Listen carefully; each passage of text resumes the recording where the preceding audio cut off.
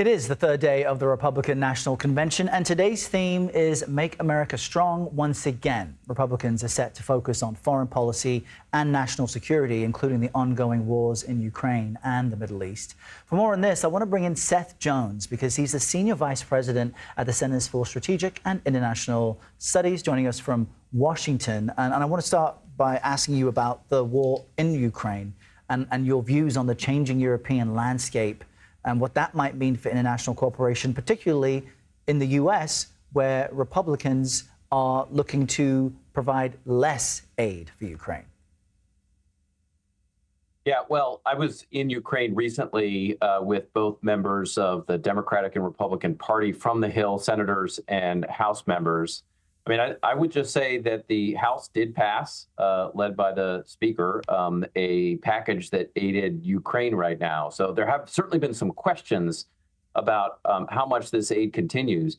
But Republicans in both the Senate and the House have passed aid packages to provide that assistance to Ukraine, HIMARS, munitions, and other types of equipment that the Ukrainians need for defensive purposes, and then hopefully at some point down the road, also offensive purposes.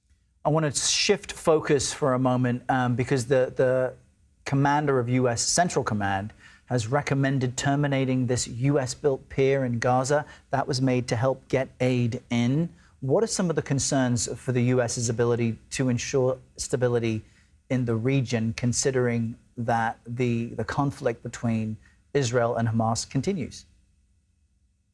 Well, I have broader concerns about this conflict spreading up north into Lebanon and Syria, particularly with Hezbollah activity and Israeli activity around the Israeli-Lebanon border.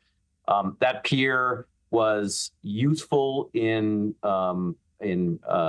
theory and trying to get aid into Gaza, but I think in practice it was very dangerous for the U.S. to try to do that. The U.S. couldn't control what was happening to that aid once it got to the pier. So, in practice, this was much more problematic than it was in theory. But I think at this point, there really needs to be a major focus on what next in Gaza and what next in terms of some kind of a negotiated deal between the Palestinians and Israelis, including a two-state solution. And then to try to limit this conflict from escalating up north, because that's my biggest worry right now is the Hezbollah escalation. There's other new information we have today coming from U.S. intelligence sources that Iran may have had an assassination plot against former President Donald Trump. There doesn't appear to be any connection to what happened this past weekend. But what do you make of that news? Well, since the U.S. killing of Qasem Soleimani, the former head of the Islamic Revolutionary Guard Quds Force, there have been Iranian essentially death sentences against senior Trump administration officials. Everyone from the chairman of the Joint Chiefs of Staff, now former chairman Mark Milley, to former Secretary of Defense Mark Esper, to President Trump himself.